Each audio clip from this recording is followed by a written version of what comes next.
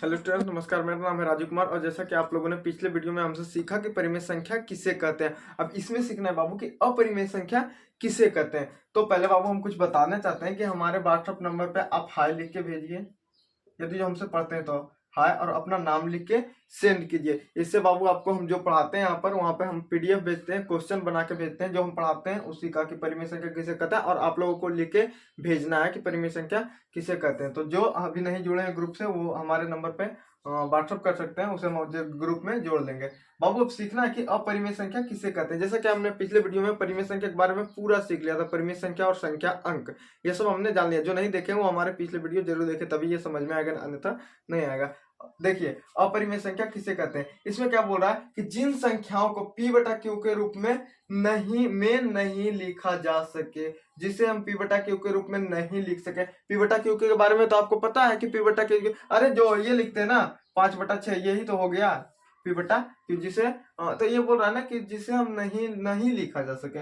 लेकिन P Q पूर्णांक हो। अभी पूर्णांक के बारे में बताएंगे, पूर्णांक क्या होता है। सोचना कुछ नहीं है, पूर्णांक सभी संख्या पूर्णांक संख्या है। 5 बोले पूर्णांक है, 0 बोले 5, 0 बोले पूर्णांक, -5 बोले पूर्णांक। ऐसा नहीं कि 5 कोई भी संख्या बोले वो पूर्णांक संख्या रहता है अपने आप में। जैसे कि हमने बोला -10 पूर्णांक, -11, -12, -15, -16, -18, ये सब क्या होगा पूर्णांक संख्या। 0 पूर्णांक संख्या, 1 2 5 6 8 10 12 1000 2000 सब क्या है पूर्णांक संख्या। पूर्णांक संख्या के लिए जो भी बोल रहे हैं 1 2 3 4 1000 10000 50000 सब पूर्णांक है। 0 पूर्णांक है, -1 -10,000 पूर्णांक संख्या। ऐसा समझ में ना। तो वही बोलता है कि p बटा क्यू तो हो, और जहां p क्यू पूर्णांक, मतलब ये कोई ज्यादा रीजन की चीज नहीं, यानी बोल रहा है कि जैसे हम 5/-5/6 भी लिख सकते हैं, ये भी क्या हुआ पूर्णांक हो। लेकिन q बराबर 0 नहीं है। इसको हमने पिछले वीडियो में बहुत अच्छा समझा दिया था q किसको बोल रहे हैं, जिसको बोल रहे हैं, और यहाँ पर 0 नहीं होना चाहिए, उसको क्या बोलते हैं अपरिमेय संख्या। इसमें कोई ज्यादा रीजन नहीं। पहले आप एक बार इससे बाबू आप लोग अपने कॉपी पर नोट कर लीजिए, यानी उतार लीजिए, जैसे हमने उतारा है वीडियो रोक के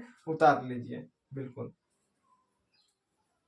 आप वीडियो रोक के उतार लीजिएगा। अब इसमें एक बार बता देते हैं अपरिमेय संख्या, जिन संख्याओं को p बटा क्यू के रूप में नहीं लिखा जा सके। चलो इसके बारे में हम कुछ बताते हैं। जैसे बाबू हमने बताया था उसमें कि p बटा क्यू किसको बोलते हैं, जो हम बटा में लिखते हैं इसको हम p बटा क्यू अंश बटा हर को ही बोलते हैं। तो हमने 5/6 लिखा, तो ये क्या बोल रहा है, परिमेय जिन संख्याओं को p बटा क्यू के रूप में नहीं लिख सके, तो इसको हम लिख दिए ना, तो ये परिमेय संख्या नहीं हुआ।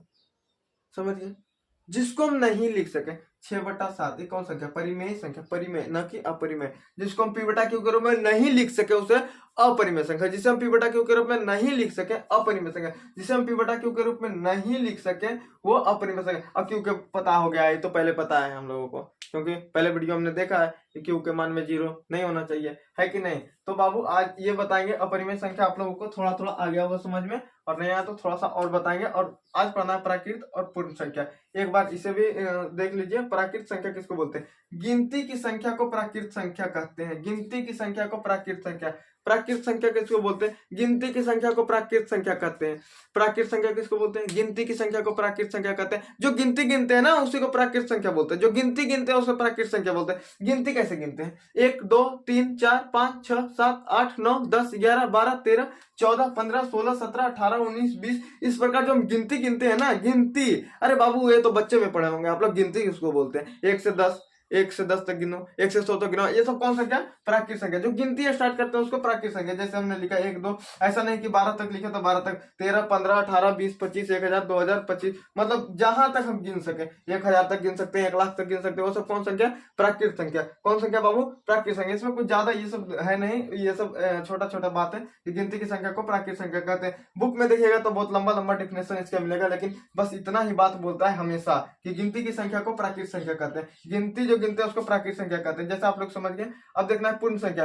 पूर्ण संख्या किसको बोलते हैं बाबू, पूर्ण संख्या, ये समझ गए ना, प्राकृत संख्या। गिनती की संख्या को प्राकृत संख्या कहते हैं, जैसे 1 2 3 4 5 6 7 8 9 10 11 12 13, है ना। अब देखना है पूर्ण संख्या। पूर्ण संख्या किसको बोलते हैं, अरे बाबू ये सब हमने पहला वीडियो आप देखिएगा। जो जिसको इसमें दिक्कत लग रहा है वो पहला वीडियो हमारा देखिएगा और दूसरा वीडियो देखिएगा तो क्लियर हो जाएगा। प्राकृत संख्या, गिनती की संख्या को प्राकृत संख्या, क्लियर। पूर्ण संख्या देखना है।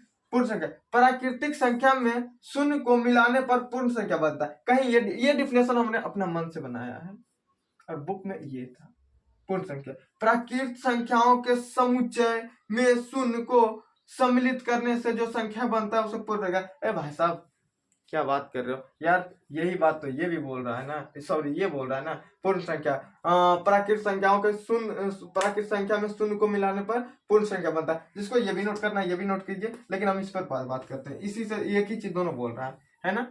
अब देखिए तो पूर्ण संख्या प्राकृत संख्या, बाबू पहले प्राकृत संख्या लिखो तो 1 2, प्राकृत संख्या जो ऊपर ऊपर बताए यही इसी के बारे में बोल रहा है कि प्राकृत संख्या। अब क्या बोल रहा है, शून्य को मिला दो, पूर्ण संख्या बन गया। कोई दिक्कत? कोई दिक्कत नहीं, होना ही नहीं चाहिए दिक्कत। दिक्कत क्या होगा भाई, 5 6 लिखे और इसमें अगो में को शून्य मिला दिए, जीरो मिला दिए, क्या हो गया, पूर्ण संख्या हो गया। आ गया समझ में? नहीं आया तो एक बार और सुनिए। पूर्ण संख्या, प्राकृत संख्या में शून्य को मिलाने से पूर्ण संख्या बन। अरे प्राकृत संख्या पहले पता नहीं प्राकृत संख्या क्या हो रहा है, ऊपर हम जो पढ़े बाबू, गिनती की संख्या को प्राकृत संख्या करते हैं। जो गिनती गिनते 1 2, उसमें शुरू से 0 मिला देना, 0 1 2 3, 0 1 2 3 मिलाएंगे तो पूर्ण संख्या हो गया, 0 1 2 3 मिलाएंगे तो पूर्ण संख्या हो गया। कोई दिक्कत नहीं ना, इसको आप लोग नोट कर लिए होंगे, इसको मिटाते हैं। पूर्ण संख्या, संख्या जल्दी प्रयास करेंगे खत्म करने के, क्योंकि तभी तो आगे आप लोग पढ़िएगा, आगे मैथ बनाइएगा ना सर जी, आप लोगों को मैथ बनाना है ना। इसमें एक प्राकृत पूर्ण और एक कौन था बाबू, लगता है पूर्णांक था, हाँ जी पूर्णांक संख्या था। एक और आप लोगों को अभी जो इसका नाम आ रहा था, पूर्णांक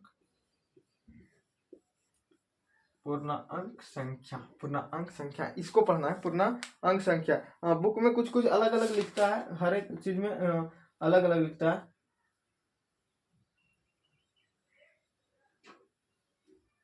बुक में कुछ भी लिखे लेकिन हम बताएंगे अपना ही। देखो बाबू हम क्या बताए थे, पहले देख लेना है कौन है, पहले समझना है। परिभाषा तो अपने आप लिख लीजिएगा, परिभाषा उसको बोलते हैं ना जो जिससे हमको इसके बारे में पता चल जाए। पहले हम 1 2 लिखे, अब क्या होगा, वो 0 होगा, इधर हो जाएगा -1 -2 -3, इसी प्रकार होता है ना बाबू, -4, इधर 5 6 7 8 9, जितना भी रहे अनंत तक, इधर भी अनंत तक। इसी को पूर्णांक संख्या बोलते हैं। कोई दिक्कत नहीं हुआ होगा, कोई दिक्कत नहीं, अरे लग भी रहा होगा दिक्कत नहीं है तो अभी क्लियर करवाते हैं ना। अब देखिए तो सही क्या बोले हैं, पूर्णांक संख्या। अरे बाबू जो 0 1 2 3 1 2 3 4 5 6 7 8, मतलब जहां तक चल जाए, जहां तक जाए, 10 11 12 1000 5000 20000 25000 ई वाला। अब एगो 0 ले लेना है, एगो 0 शून्य शून्य शून्य। अब बाबू जो माइनस वाला हो, मतलब सभी संख्या क्या है, पूर्णांक संख्या है, सभी संख्या पूर्णांक संख्या है। कैसे, अब समझना है। 1 2 3 जो बोल रहे हैं ये सब हो गया, इधर एगो 0 ले लिए, इधर तो इसका परिभाषा क्या हो जाएगा, पूर्णांक संख्या की परिभाषा देखिए तो, पूर्णांक संख्या की परिभाषा मतलब पूर्णांक संख्या किसे कहते हैं, पूर्णांक संख्या किसे कहते हैं, तो इसका हो जाएगा जो धनात्मक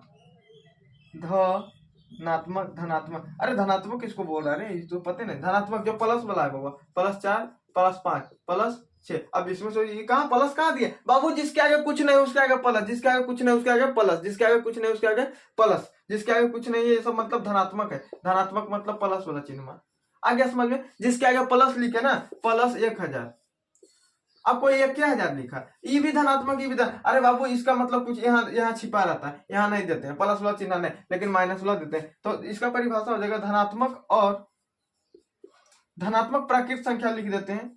प्राकृत संख्या, अभी प्राकृत संख्या के बारे में पढ़े इसीलिए लिख रहे हैं। धनात्मक प्राकृत संख्या 0 और ऋणात्मक प्राकृत संख्या, बहुत अच्छा लग रहा है ना, ऋणात्मक प्राकृत संख्या, ऋणात्मक प्राकृत संख्या, ऋणात्मक प्राकृत संख्या के समूह को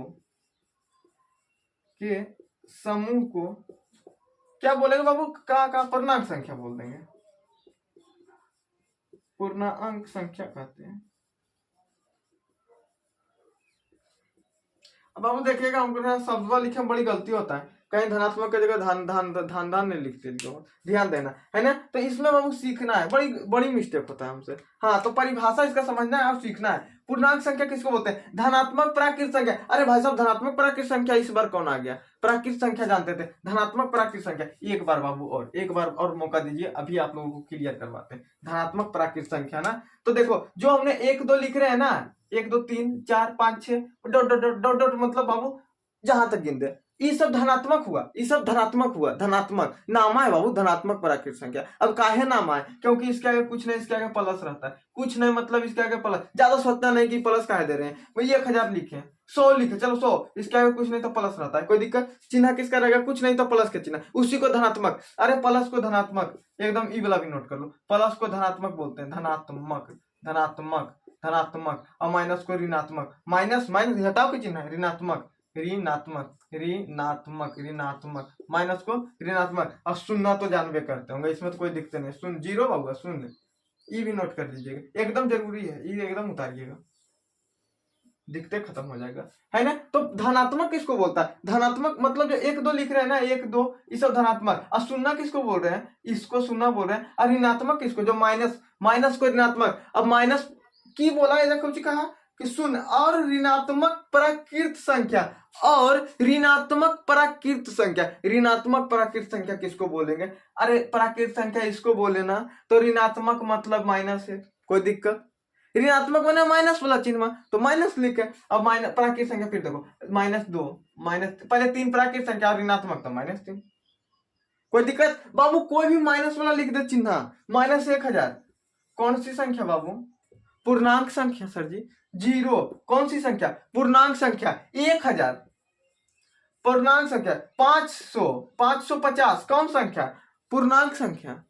+500, अरे यही तो बोलता है, प्लस बोले या ना बोले, पूर्णांक संख्या, कोई दिक्कत नहीं हुआ ना। -550, सॉरी -550, -550 कौन संख्या? अब भाई साहब पूर्णांक संख्या। 0 कौन संख्या? पूर्णांक मतलब सभी संख्या है जो ये आता है ना, इसका यही परिभाषा, ये परिभाषा नोट करिएगा आप लोग बाबू। हाँ, क्या है परिभाषा? एक बार हम बोलते हैं, उसको सुनिएगा पहले, ऐसे तो आप लोगों को समझ में आ गया होगा, कोई दिक्कत नहीं होगा।